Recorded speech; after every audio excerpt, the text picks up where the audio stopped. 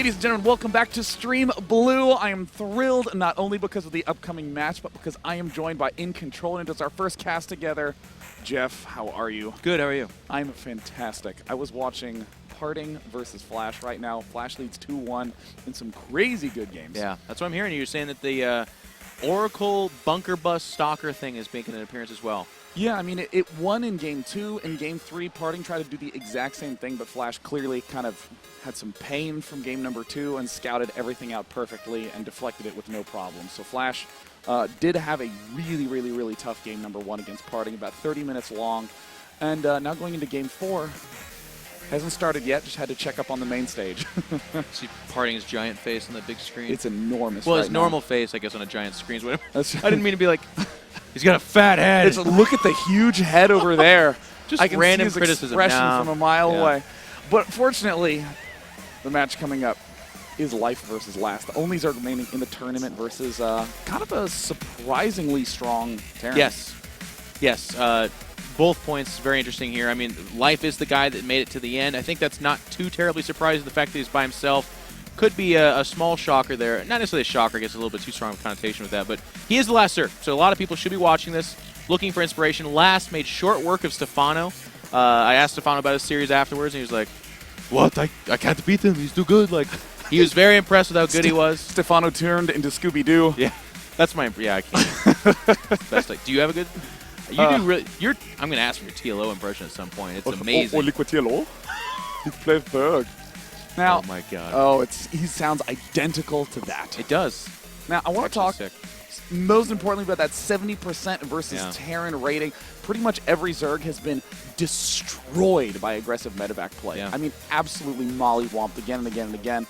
But Life has found this weird timing where you essentially go for an early third, but not until you have a lot of speedlings. Yeah. Because most people are going Reaper Hellion as the opening stage.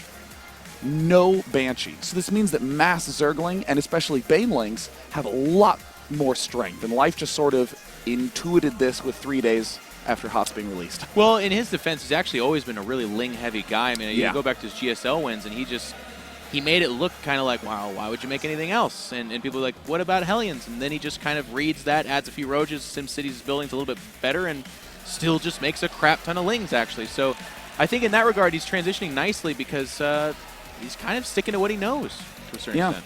And in fact, on that list of achievements for Life, there's actually a few that have happened recently as well. First place, the Iron Squid, down 0-3, coming back 4-3, Yeah. most notably at last MLG Dallas, down 2-3, coming back 4-3. I believe in almost every series where he has been behind, he has something like a 95% win rate when he's down 2 or more games. Really? Something So insane you, like that. piss him off, and then he just comes back and wins? He's like a wombat. Oh. Yeah. You just made me speechless with that. Is Wombat the Star Wars reference I'm thinking? I mean, like a literal wombat. When you get a wombat in a corner, that's when it actually begins to get fierce. It retreats until it has nowhere else to retreat, and What then is it a- actually... Is a Wombat a real thing? I'm pretty sure a wombat is Oh my actually God, real. It's And, too early for this. well, You're outing me right now. I mean, the main reason we're talking about wombats is that look at last. well, Look, clearly you can see that nothing's really applicable here. yeah, really nothing applies. Defeated Soul Key to show up. I mean, he's having a great tournament, though. He's in the top 8. But yeah, I mean, I remember looking at the players, and I was like, Last? What? Where did that come from? But lo and behold. You know, I can bring up a little bit of Brood War history from last. He was one of the Pro League regulars for STX Seoul, a strong Terran player, but never really quite had the extra few yards to Yeah. go all the way. I mean, he was always one of the players who would be a solid 50-50 win rate in the Pro League. A lot of the stronger Terran and Zerg players on STX Seoul would eventually close out the series. He's always been an essential practice partner, but this has really been his breakout tournament. And what a way to do it. Heart of the Storm just launches. MLG just starts. And these guys are earning major points because I know that point system is going to be really important, too, as the season goes on to get re-invited back in. But I think we are, yes, ready to go. We're waiting for the big voice from the sky. Sean, take it away. Oh, my God. I've just said go, go. We're just going to get Life and Last final confirmation. Life, the last remaining Zerg in the tournament, has won every single major he's been in for the last 4 months. Last newcomer who's been wrecking every single Zerg player he's been up against. Yeah. And I cannot wait for this. Again, it's the final Zerg, so I'm actually just really excited to see some Zerg play, to be honest with you. Like, I love PvT, and I love TvT. That's going to be great, but I would like some Zerg sprinkled in there if I could, please, on the top. Yeah, I mean, the fact of the matter is, on Akalon Waste, that drop-heavy style is freaking impossible for your average Zerg bear. But, of course, Life, he is above average. He might be. He might be a GSL champion of some sorts. Now, you've been talking about the medevacs, and I know that's been one of the big storylines going through the weekend. I mean, walk me through a little bit, like, when you say getting picked apart by it, is it the drop itself, or, I mean, where do we go with this? It's that Zergs, every option they seem to pull together always winds up being defensive. So suddenly the Terran is able to get bases 4, 5, 6, no problem. And the Zerg always seems to be on the back foot. Up in the top left-hand corner, a GSL champion, a Blizzard Cup champion, an MLG champion, an Iron Squid champion. Can he get a 2-time championship today in back-to-back MLGs from Team Startail? It is Life. Everyone in chat explodes because we don't have an audience here. Welcome to the blue stream when you announce players and nothing happens afterwards. No, it's I saw your eyebrows raised and you were like, Sean, you nailed that intro. You did. Let's introduce his opponent in the lower right-hand side, the blue Terran from STX Seoul. It is Last. And he has a barracks. Oh, wow. Were you ready for that? Scoots produces Scoots has the F out of this stream. I shan't lie. Nice. You know, right off the bat, we're seeing Last go for a Swift Barracks, Swift Refinery follow-up. Yeah. This is exactly what Life dealt with in the last round versus Pulse, whom he narrowly defeated 3-2 at 1:30 in the morning last night, and then has to come back at the crack of dawn to play again today. One thing we're going to be looking for, Life, teching up to layer just for baneling speed. Not getting a Spire, not getting an Infestation Pit. Heavy, heavy Ling baneling usage in response to this Reaper Hellion play. I mean, this is insane. I didn't know it timed out this way, but this Barracks is going to produce a Reaper as the spawning pool is essentially going down. So this Reaper just kind of wreaks havoc over here, and he's going to try to go ahead and drop that bunker, maybe? No, I guess. Does he do that or no? Building it right up here on the high ground is the money spot that Last is looking for, because not only can he hop up and down, but there's a nice little ridge there. Oh, wow. It's really, really brutal. Well, that's gross. Does Life see it? He's about to. Oh. He's about to, but it's already a good 33% complete.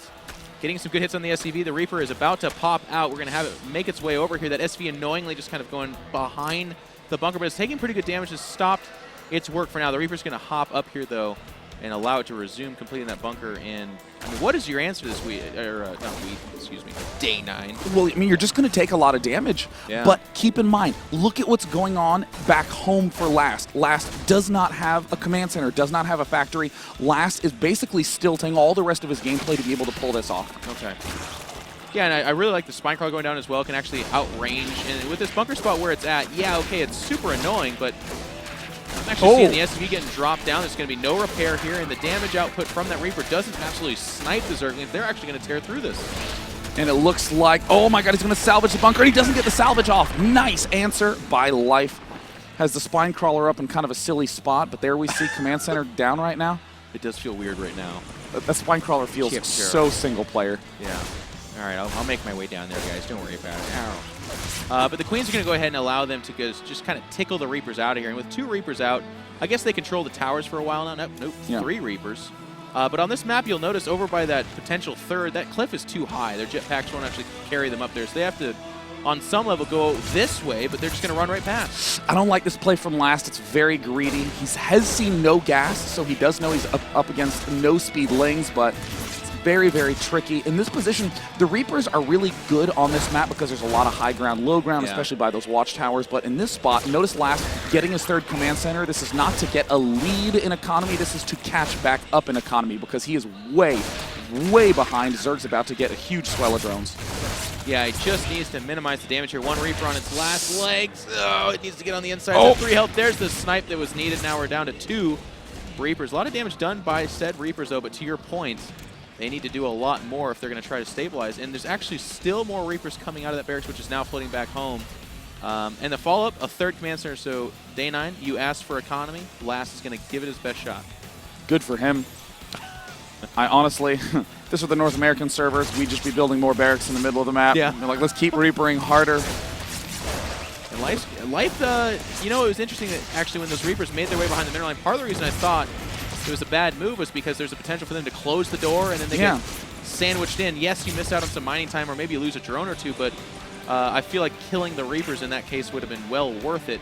He didn't do it, and he tried it a little bit late. There's that fast third you were talking about. Well, fast relative to what's happening in this game, I guess, as fast as he could do it. Absolutely, yeah.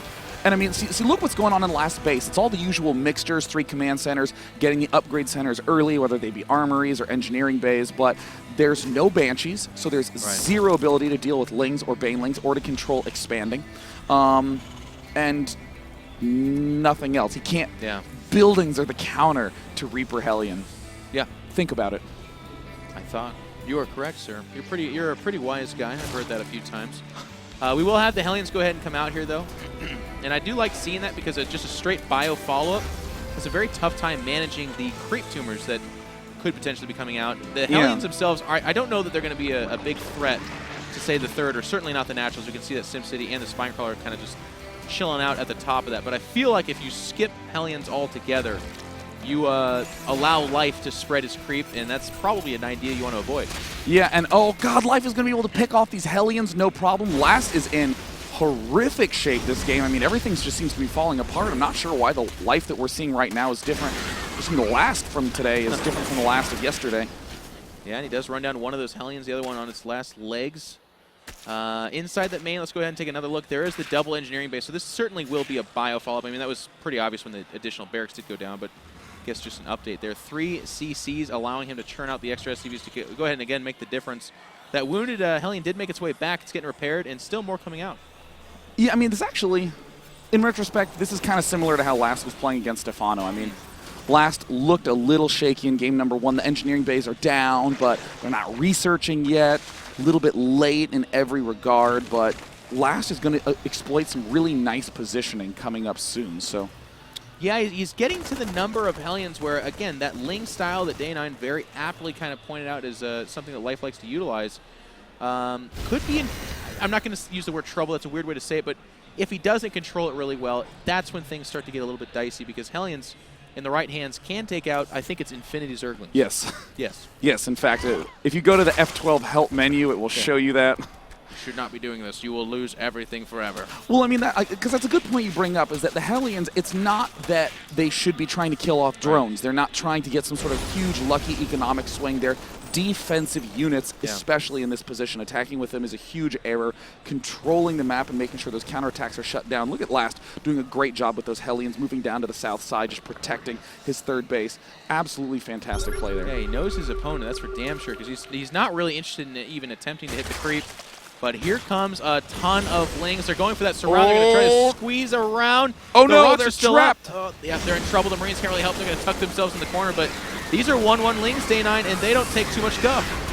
Wow, that's a nice defensive control there by Last, but he's still in very rough shape. Last is going to have to lift. He's trying desperately to kill off these rocks, and Life able to exploit everything so well. And look at this layer, and then going for baneling speed before the Spire, because there's really no defensive tool that Last has to deal with banelings. There are no tanks. Stim just now finishing up. Combat shield not even started. Oh god, Last is going to be in a world of hurt. Ling is going to poach forward, take the mine out, and then the Ling baneling is going to roll in for the win. And I love how Life is playing this. It's like, I guess you would consider it a slow Spire, but to your point, let's feature the Ling baneling first. That's where our upgrades are at. That's where our strength lies.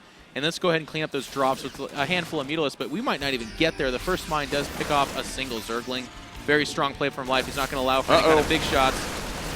They're coming the Ling baneling, rolling right on, and banelings from all angles, actually, but great Last. split.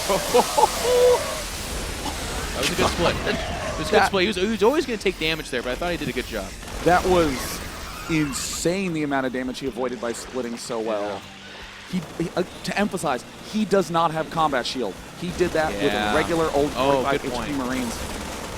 Yeah, actually, that's a sick good point, because those are 1-1 banelings as well. So the rocks do slam down, deny entry. The Zerglings at this point in time not going to bother themselves with the rocks, because those range units on the other side will go ahead and make that a deadly endeavor.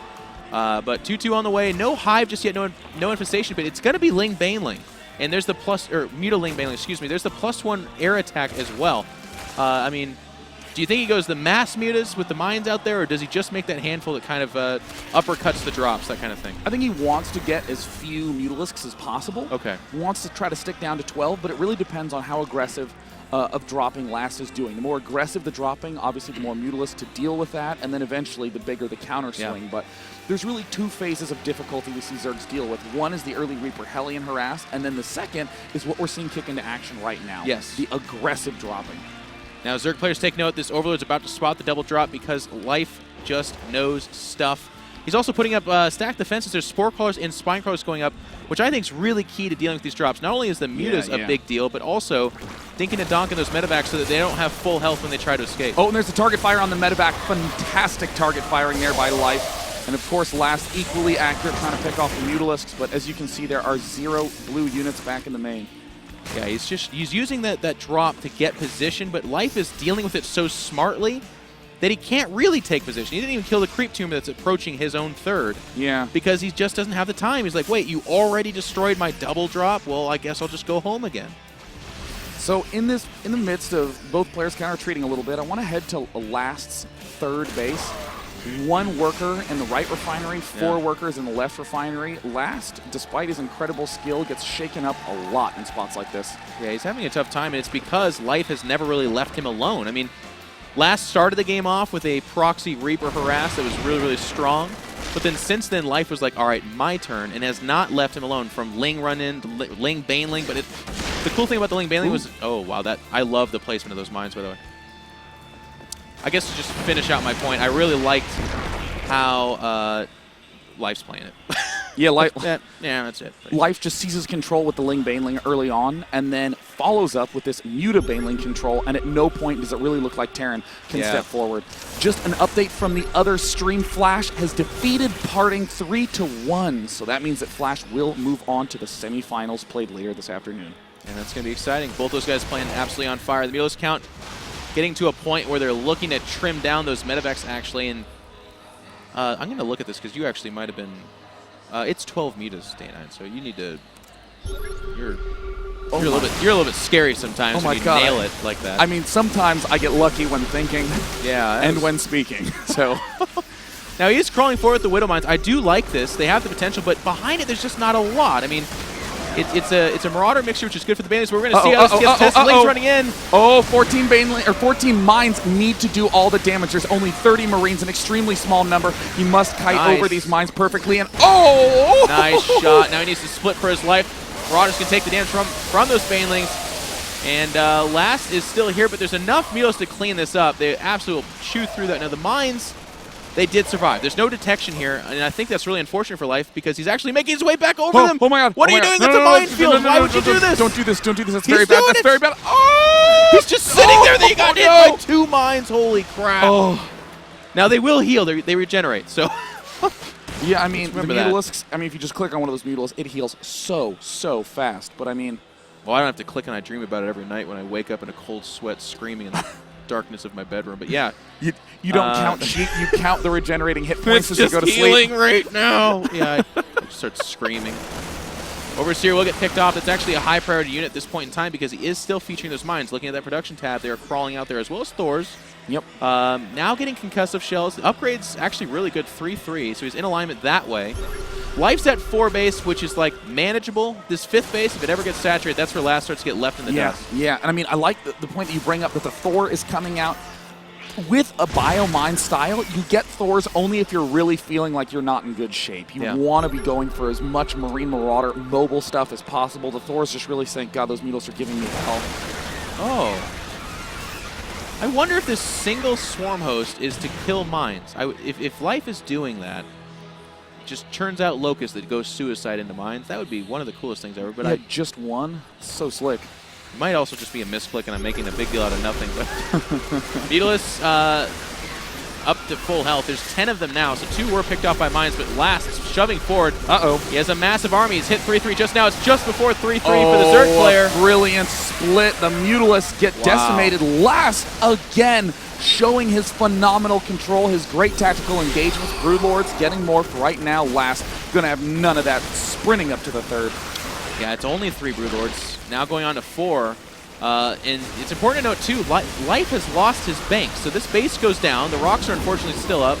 Drop gets loaded up. Basically, Last is saying, you got to spend money right now, and I don't know that Life has it. Yeah, Life is looking in dead broke situation. When the Broodlords come out, that is the danger zone. There's really not any good anti-air, but Last brings everything into the main. And there are Mutas and Corruptors here, so if this fight turns south, I mean, it's going to get the hype. I think that's where the value gets in for Life, or excuse me, Last anyways.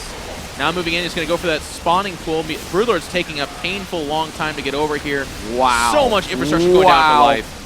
Life just lost almost all of his key structures. His 3-3 upgrades will be permitted to finish. We see the Mutals dart in, trying to absorb some hits, also trying to pick off those medevacs, but... He's actually almost winning this fight too, actually. Gosh. He just killed all the Mutals. He's going to pick up and leave. You know, we've been seeing the medevacs just wreak havoc on all players all tournament long, but let's be honest, Last won this game with great direct positioning. Yes. I felt like he lost the first few battles, but there it is. Life taps out. Last takes game number 1. And I really want to piggyback on your point because I think that's fantastic. You're absolutely right. I felt like Life outplayed him for the first 10, 15 minutes, and then Last pushed out, split beautifully, which is all micro, and then made the choice to continue with that split, continue with the mines, allowing for him to shove up into that 4th base and eventually get the mortal blow. Yeah, I mean, as you say at the start of the game, Life, total control. None of that map control BS. Yeah. I mean, the Terran's vision was like a Protoss in StarCraft 1, right? Just like only my bases, and that's all I can see. And then when those banelings rolled up, that was really the first sign of, oh no, Last definitely deserves to be here. Yes. Taking almost no losses, no combat shield against massive Ling baneling at 1-1 with both speed upgrades, and somehow able to pull it off. I mean, Last is playing very, very well in his direct tactical engagements. One thing I want to note before we roll on to the commercials real quick too, I like how Last did a really good job of keeping the aggression outside of his base. So his Mutas, you'll notice they never really spent any time inside the Terran's main. Oh, yeah. Keeping him back, because whenever a Terran has a tough time getting out of their base, that's when they start to lose. But by pushing forward the mines, keeping the attention outside of his base, I felt like that's where he was able to trade cost effectively. And if you split like Last, I think that's a good idea. I think you're going to want to look to do those kind of splits. Oh, yeah. I mean, Last clearly playing to his strengths. So for any of you who are not able to be with us here, definitely go to the MLG Pro shop online to get all the swag that we have going on here. Or if you're in the venue, you can't hear me because this is the blue stream. Go to MLGProshop.com, 15% discount code, which is F46PQN, because we want to make sure there's no mnemonic to help you remember that in the slightest. Guys, stay tuned, because when we come back, it's going to be Game 2 of this quarterfinal match.